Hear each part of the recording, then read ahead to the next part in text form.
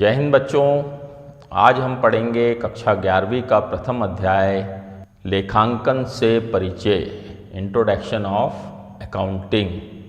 तो लेखांकन के अंतर्गत लेखांकन से पूर्व बही खाते का कार्य किया जाता है। तो सर्वप्रथम हम बही खाते को समझेंगे कि बही खाता क्या होता है। व्यापारी द्वारा दिन प्रतिदिन जितना भी माल क्रय किया जाता है, विक्रय किया जाता है और समस्त खर्चों का हिसाब किताब रखने के लिए जिस विधि का उपयोग किया जाता है उसे बही खाता कहते हैं। दिन प्रतिदिन होने वाले व्यवहारों को उचित लेखा पुस्तकों में रखने के कला को ही बही खाता कहा जाता है, इंग्लिश में बुक कीपिंग। इसके बाद हम बात करते हैं लेखाकर्म, अकाउंटेंसी, अकाउंटिंग।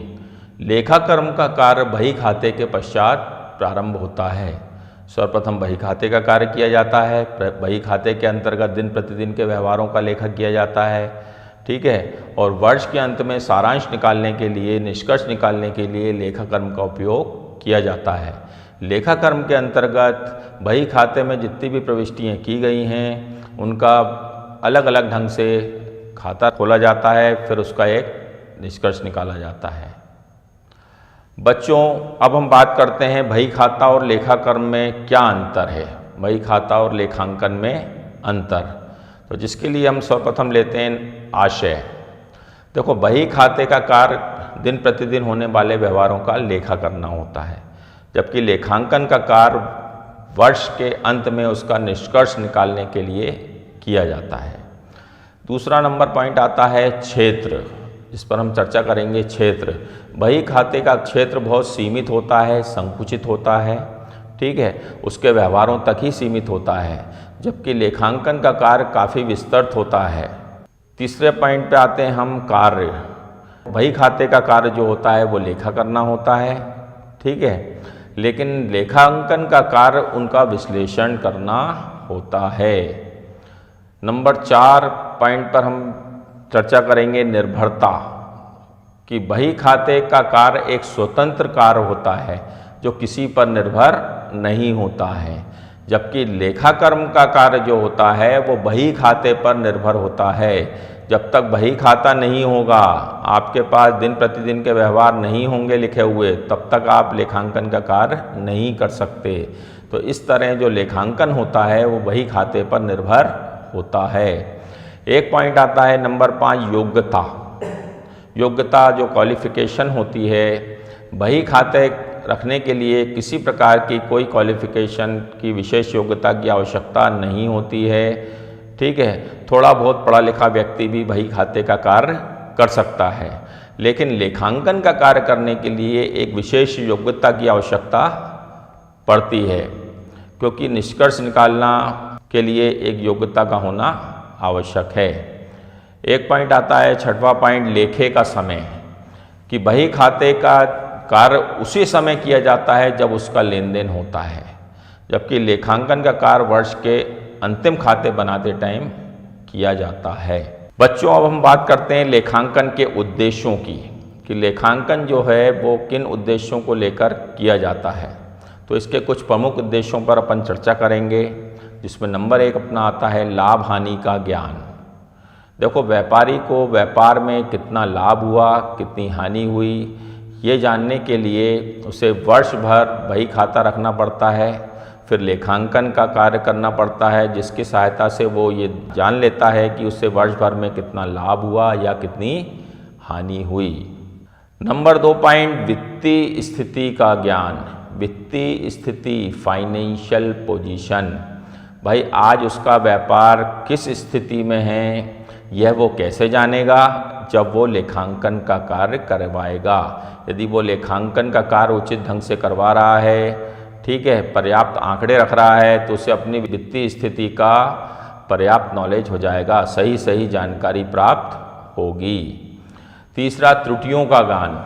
यदि मान लो किसी प्रकार की कोई त्रुटि हो गई है, उसके ज्ञान प्राप्त करने के लिए भी लेखांकन का कार्य किया जाता है, जिससे उस त्रुटि की पुनरावृत्ति ना हो। नंबर 4 पॉइंट आता है सूचनाएं उपलब्ध करवाना। सूचनाएं, इंफॉर्मेशन, विभिन्न प्रकार की सूचनाएं, नई नई सूचनाएं मार्केट में आती हैं, उसको उपलब्ध कराने के लिए लेखांकन का कार्य किया जाता है, जिससे व्यापारी को नई नई सूचना उपलब्ध हो सके। और एक पॉइंट आता है व्यापारिक करों का निर्धारण। ये बहुत महत्वपूर्ण पॉइंट है, व्यापारिक करों का निर्धारण, कि कर जो टैक्स सभी व्यक्तियों को देना होता है, ठीक है। तो व्यापारी को करों का निर्धारण करने के लिए कि उसको कितना कर देना है, कितना विक्रय कर देना है, कितना आय कर देना है, इन सब का निर्धारण करने के लिए भी लेखांकन के उद्देश्यों को किया जाता है। बच्चों, अब हम बात करेंगे कि लेखांकन से होने वाले लाभों के बारे में, कि लेखांकन से क्या लाभ होते हैं। तो लेखांकन से कई क्षेत्रों में लाभ होते हैं, जैसे नंबर 1 व्यापारियों को लाभ, नंबर 2 सरकार को लाभ, नंबर 3 कर्मचारियों को लाभ, नंबर 4 उपभोक्ताओं को लाभ और नंबर 5वां विनियोजकों को लाभ। अब हम बात करते हैं सबसे पहला व्यापारियों को लाभ। व्यापारियों को लेखांकन करने से, लेखाकर्म करने से क्या लाभ होते हैं, जिसमें कुछ लाभों पर चर्चा करेंगे। नंबर 1 स्मरण शक्ति में सहायक।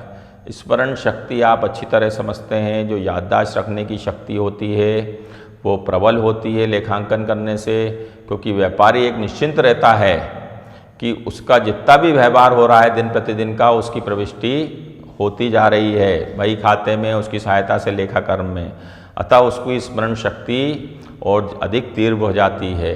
जैसे कि हमारे अकाउंट में एक कहावत थी, भाई पहले लिख पीछे दे, फूल पड़े कागज से ले, कि अर्थात कि पहले लिखा जाता है किसी व्यवहार को, उसके पश्चात किया जाता है, जिससे कि किसी तरह के भूल चूक होने की संभावना नहीं रह जाती है। नंबर 2 लाभ व्यापारी को होता है न्यायालय में प्रमाण। ठीक है, न्यायालय में प्रमाण, न्यायालय आप समझते हैं कोर्ट, कि यदि मान लो किसी कारणवश आपके व्यापार से, आपके व्यापारिक मामलों में आपसे किसी प्रकार की कोई जानकारी न्यायालय द्वारा मांगी जाती है, तो आप उसे प्रमाण के तौर पर न्यायालय में प्रस्तुत कर सकते हैं। तीसरा पॉइंट आता है कर निर्धारण के लिए। कर निर्धारण आप समझते हैं कि व्यापारी को कितना कर चुकाना है सरकार को, तो इसका निर्धारण करने के लिए भी उसको लेखांकन का कार्य करना आवश्यक होता है। नंबर 4 पॉइंट आता है व्यवसाय की प्रगति की जानकारी, कि वो जो व्यापार कर रहा है व्यापारी, उसकी क्या प्रोग्रेस है, उसकी क्या प्रगति है, ये जानकारी उसको लेखांकन द्वारा ही प्राप्त हो पाएगी। नंबर 5 भविष्य की योजनाओं हेतु, कि भविष्य में उसको और कौन कौन सा व्यापार में क्या क्या करना है, योजनाएं बनाने हेतु भी लेखांकन की आवश्यकता पड़ती है।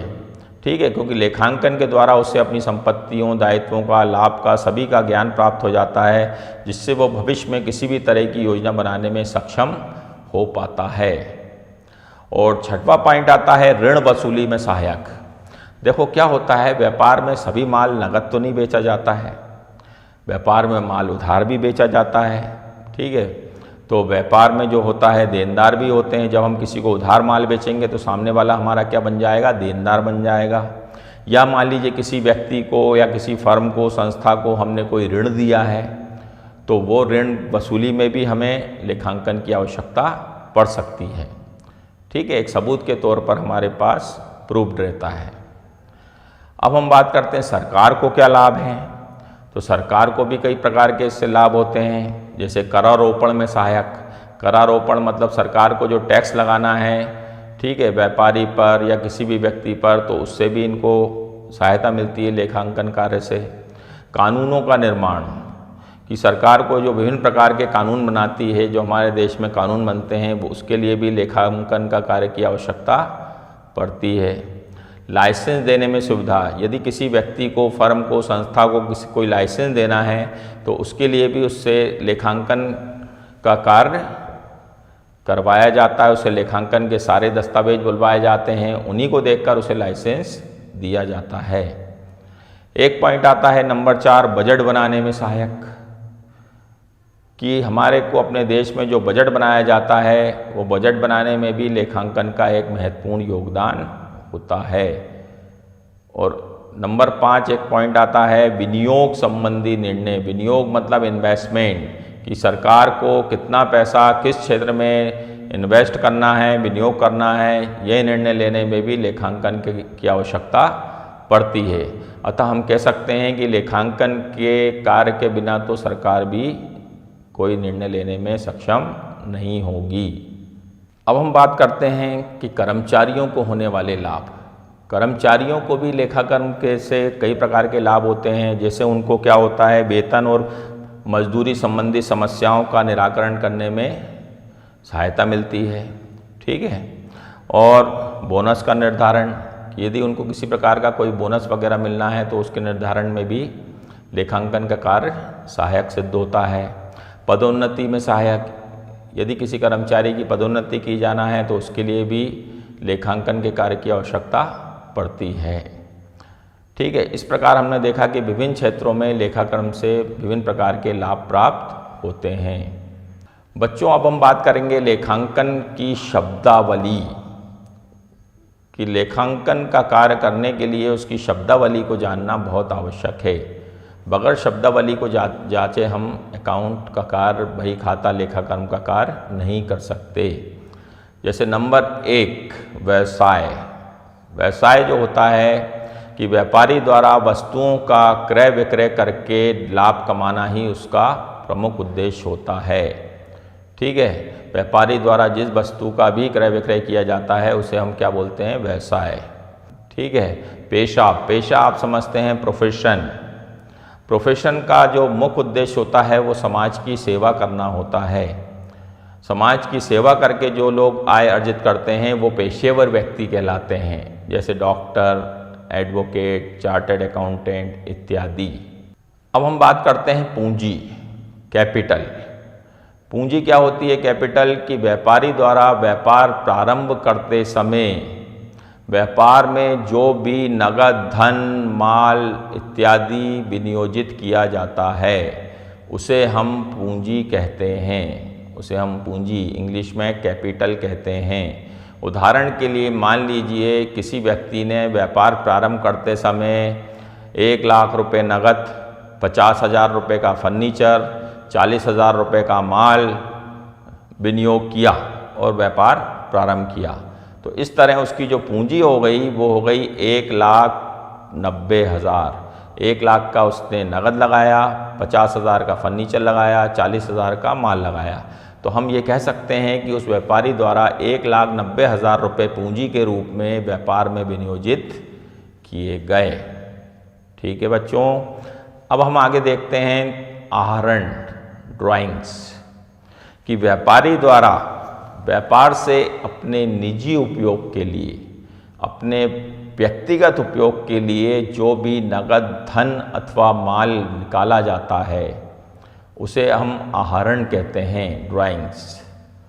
सपोज करिए मेरी कोई किराने की दुकान है, ठीक है, मैं अपनी दुकान पे बैठा हूँ, मेरा बेटा आया और 5 किलो शक्कर लेके घर चला गया।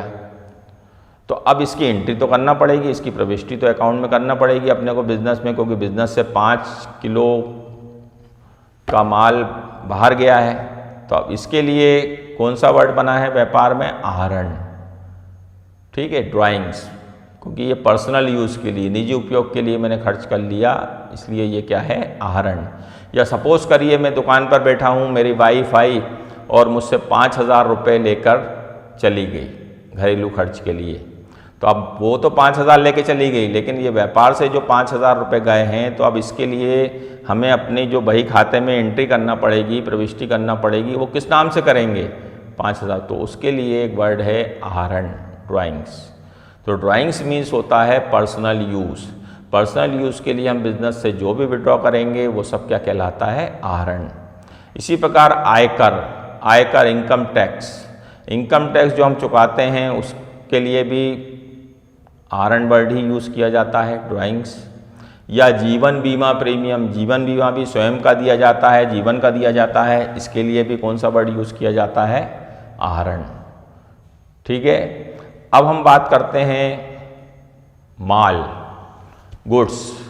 माल क्या होता है, व्यापारी द्वारा जिस भी वस्तु का व्यापार किया जाता है वो उसके लिए माल होती है, गुड्स होती है।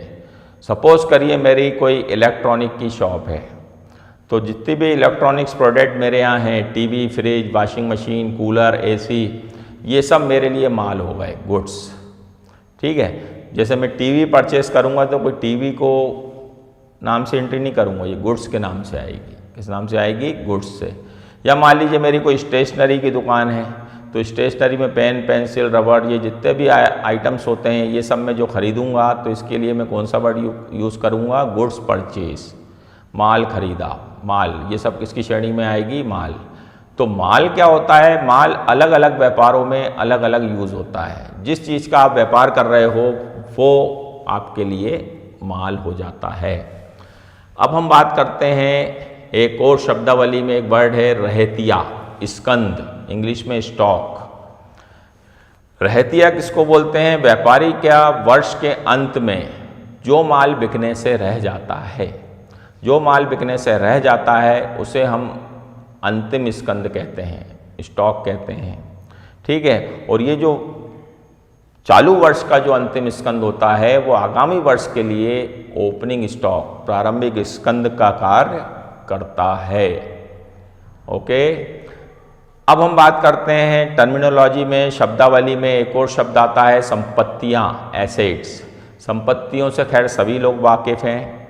ठीक है, हमारी जो संपत्तियां होती हैं, ऐसे ही हमारे अकाउंट में भी कुछ संपत्तियां होती हैं व्यवसाय में, जैसे कि बिल्डिंग हो गई, फर्नीचर हो गया, मशीनरी हो गई, cash in hand, cash at bank, ये सब हमारी काय में आती हैं? संपत्तियाँ। ये सब हमारी संपत्तियाँ होती हैं। संपत्तियाँ कुछ स्थायी संपत्तियाँ होती हैं और कुछ चालू संपत्तियाँ होती हैं। जैसे बिल्डिंग, फर्नीचर, मशीनरी, ये सब काय में आती हैं? स्थायी संपत्तियों में आती हैं। ठीक है, रोकड़ हो गई, कैश हो गया, बैंक में जो पैसा है, कैश एट बैंक, ये सब काय में आ जाती हैं? चालू संपत्तियों में आती हैं। ठीक है, और अब हम बात करते हैं दायित्वों की। दायित्व मतलब लायबिलिटीज। ठीक है, जो हमें चुकाना है, पे करना है, जो जिसके लिए हम लायबल हैं। जैसे कि लेनदार, यदि हमने किसी से उधार माल खरीदा है तो सामने वाला हमारा क्या बन जाता है? लेनदार, उसे रुपए चुकाना भी हमारा दायित्व है। हम बात करते हैं लोन, यदि हमने बैंक वगैरह से या कोई वित्तीय संस्थानों से, फाइनेंशियल इंस्टीट्यूशन से कोई लोन वगैरह लिया है तो वो चुकाना भी हमारा क्या है? दायित्व है ना। बैंक ओवरड्राफ्ट, यदि हमने बैंक से ओवरड्राफ्ट कर रखा है ना, जितना हमारा अकाउंट में पैसा था उससे भी हमने ओवरड्राफ्ट फैसिलिटी के माध्यम से पैसा निकाल रखा है तो वो भी हमें पे करना हमारी लायबिलिटीज़ है। ठीक है, बिल्स पेबल, देय विपत्र, यदि हमने किसी से उधार माल खरीदा है और बिल स्वीकार कर लिया है तो वो देना भी हमारी क्या है? लायबिलिटीज़ है, दायित्व है। तो इस प्रकार ये कुछ दायित्वों पर अपन ने चर्चा की। आउटस्टैंडिंग एक्सपेंसेस एक और आता है, अदत्त व्यय। वो व्यय जो कि वर्ष के अंत में चुकाना बाकी रह जाते हैं वो कहलाते हैं अदत्त व्यय, आउटस्टैंडिंग एक्सपेंसेस। अब हम आगे बात करते हैं बट्टा, डिस्काउंट। डिस्काउंट, बट्टा एक ऐसा वर्ड है जो हम हिंदुस्तानियों की तो एक तरह से रगों में ही बसा हुआ है। हम कोई भी सामान खरीदने मार्केट जाते हैं, बाज़ार जाते हैं तो डिस्काउंट की बात करते हैं। इवन आप यदि कोई सब्जी या कोई फ्रूट्स वगैरह भी परचेस कर रहे हैं तो अपन उस पर भी डिस्काउंट लेने की ही सोचते हैं। ठीक है, तो डिस्काउंट एक ऐसा वर्ड है कि जो कि हमारे चलन में है, हमारे व्यवहार में, यूज़ में प्रतिदिन आता है। ठीक है, चाहे वो व्यापारी हो या आम नागरिक हो, बट्टे की ज़रूरत तो सभी को पड़ती है, डिस्काउंट। तो बट्टा क्या होता है? दो प्रकार का होता है। एक होता है व्यापारिक बट्टा और एक होता है नगद बट्टा। व्यापारिक बट्टा क्या होता है? इंग्लिश में ट्रेड डिस्काउंट। व्यापारिक बट्टा जो कि सभी को एक समान रूप से दिया जाता है, सभी ग्राहकों को एक समान रूप से दिया जाता है। ये डिक्लेयर्ड होता है, घोषित होता है। हम जो देखते हैं फेस्टिवल वगैरह पे सेल लगी होती है, जगह जगह लिखा रहता है 50% discount, 60% discount, buy 2 get 2 free. ये सब कौन सा डिस्काउंट है? व्यापारिक बट्टा, ट्रेड डिस्काउंट, जो समस्त ग्राहकों, सभी ग्राहकों को एक समान रूप से दिया जा रहा है। ये व्यापार की बिक्री बढ़ाने के लिए दिया जाता है, जिससे कि ग्राहक आकर्षित हो, डिस्काउंट देख के ग्राहक आकर्षित हो और आपके व्यापार की बिक्री बढ़े। तो ये होता है व्यापारिक बट्टा, जो कि बिक्री बढ़ाने के उद्देश्य से दिया जाता है। इसके बाद हम बात करते हैं नगद बट्टा। नगद बट्टा सभी व्यापारियों को, सभी ग्राहकों को नहीं दिया जाता है। यदि कोई ग्राहक मान लीजिए आपसे ज़्यादा क्वांटिटी में परचेज कर रहा है, आपको नगद पैसा भी दे रहा है, तो ऐसी कंडीशन में हम उसको व्यापारिक बट्टे के अलावा भी कुछ और बट्टा दे देते हैं, जिसे हम क्या बोलते हैं, नगद बट्टा। ठीक है। या फिर नगद बट्टे का यूज़ कई जगह, हमें मान लीजिए हमारा कोई देनदार है जिससे हमें पैसा चाहिए था, यदि वो कुछ कम देने को राजी है तो भी हम उसको जो छूट देते हैं, डिस्काउंट देते हैं, उसको भी क्या बोलते हैं, नगद बट्टा।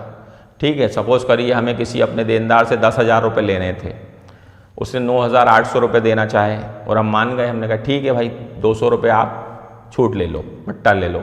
तो ये जो हमने 200 रुपये छोड़े हैं, ये होता है नगद बट्टा। ये क्या होता है, नगद बट्टा। बट्टे के बाद हम बात करते हैं शब्दावली में आगे देनदार।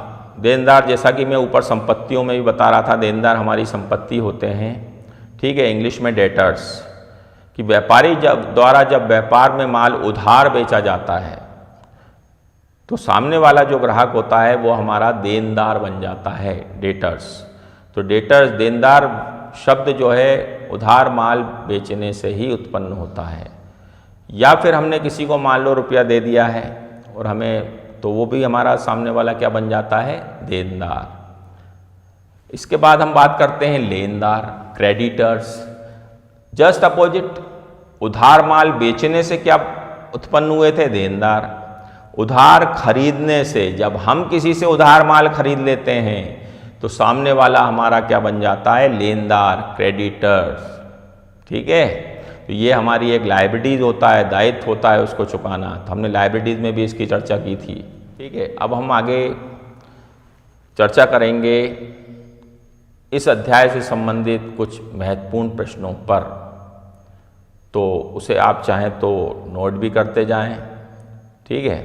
जैसे प्रश्न नंबर पहला आता है, बही खाता एवं लेखाकर्म से आप क्या समझते हैं? What do you mean by bookkeeping and accountancy? Okay. Number दूसरा प्रश्न आता है, व्यापारिक बट्टा एवं नगद बट्टे में अंतर स्पष्ट करो। Right the difference between trade discount and cash discount. Right the difference between trade discount and cash discount. एक और प्रश्न आता है नंबर 3, बही खाता एवं लेखाकर्म में अंतर स्पष्ट करो। Right the difference between book keeping and accountancy. Book keeping and accountancy या अकाउंटिंग। ओके। एक प्रश्न और बनता है इसमें कि लेखाकर्म से होने वाले लाभों का वर्णन करो। लेखाकर्म से होने वाले लाभों का वर्णन करो। Explain the advantages of accounting. Explain the advantages of accounting. एक प्रश्न और आता है इसमें कि लेखाकर्म की शाखाओं को समझाइए। Explain the branches of accounting. Explain the branches of accounting. एक प्रश्न और इसमें बनता है, निम्न पर टिप्पणी लिखो। राइट ए शॉर्ट नोट। जो मैंने आपको शब्दावली समझाई है, ये भी आपको छोटे छोटे रूप में पूछी जा सकती है, शॉर्ट नोट के रूप में। तो इसमें ए पॉइंट लिखिए आहरण, बी लिखिए पूंजी कैपिटल, सी पॉइंट लिखिए स्कंद स्टॉक, डी पॉइंट लिखिए डूबत ऋण बैड डेब्ट्स, ई पॉइंट लिखिए प्रमाणक वाउचर और एफ पॉइंट लिखिए जीवित स्टॉक लाइव स्टॉक। ओके। तो इस तरह आप कुछ प्रश्नों पर अपन ने चर्चा करी है। तो ठीक है बच्चों, अब मैं ये समझ रहा हूँ कि आपको लेखांकन से परिचय की अच्छी तरह जानकारी हो गई होगी, जिसे आप अच्छे से अभ्यास करें। ये जो मैंने महत्वपूर्ण प्रश्नों का आपको नॉलेज दिया है, ज्ञान कराया है, इसको अपनी कॉपी में लिखें। ठीक है।